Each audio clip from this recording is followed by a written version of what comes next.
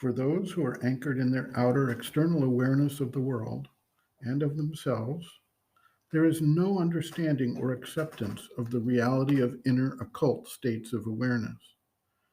Thus, they deny the reality of the inner experiences, until perhaps they happen to have a near death experience or an out of body experience of their own, and recognize that there are depths and realms within that they are simply not attending to. They treat dreams as something random and generally meaningless as well. Even if one is receptive to these inner states of awareness, they may come simply as a feeling or perhaps as a vivid dream of some sort. Some dreams come with such a sense of reality and significance that people intuitively feel like they are sending a message to the outer consciousness. And this has brought about the craft of dream interpretation, which has developed for thousands of years across the entire world.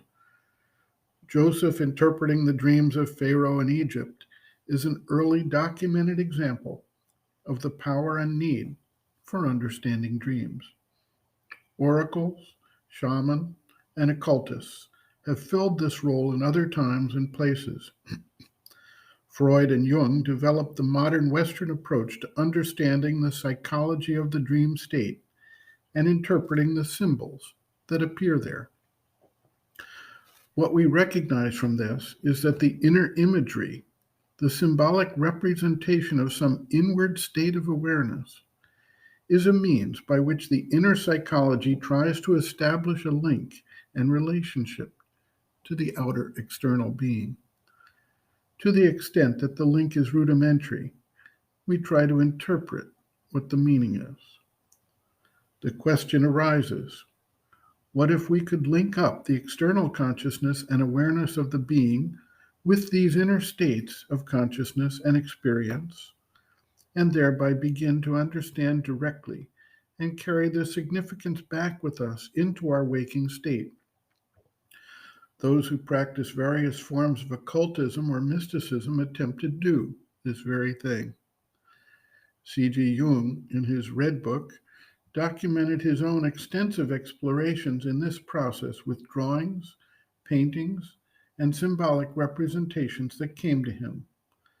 At some point, it becomes clear that the various parts of the being are represented with imagery that appear as a house with many rooms, while the subconscious levels are frequently represented as a huge library with books or scrolls that contain the information encoded at that level, each one of which able to be opened and read, and thereby release the encapsulated knowledge, information, or experience to the seeker who goes there and is conscious enough to bring back that information in what may appear to be a conscious dream, a waking dreamlike experience, a trance state, or an intense visualization. The mother observes, quote, as when one goes on the discovery of one's inner being, of all the different parts of one's being, one very often has the feeling that one is entering deep into a hall or room, and according to the color, the atmosphere, the things it contains, one has a very clear perception of the part of the being one is visiting. And then one can go from one room to another, open doors, and go into deeper and deeper rooms, each of which has its own character. And often, these inner visits can be made during the night. Then it takes a still more concrete form like a dream, and one feels that he is entering a house and that this house is very familiar to him. And according to the time, the periods, it is internally different.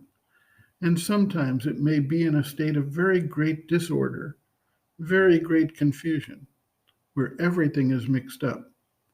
Sometimes there are even broken things. It is quite chaos. At other times, these things are organized, put in their place.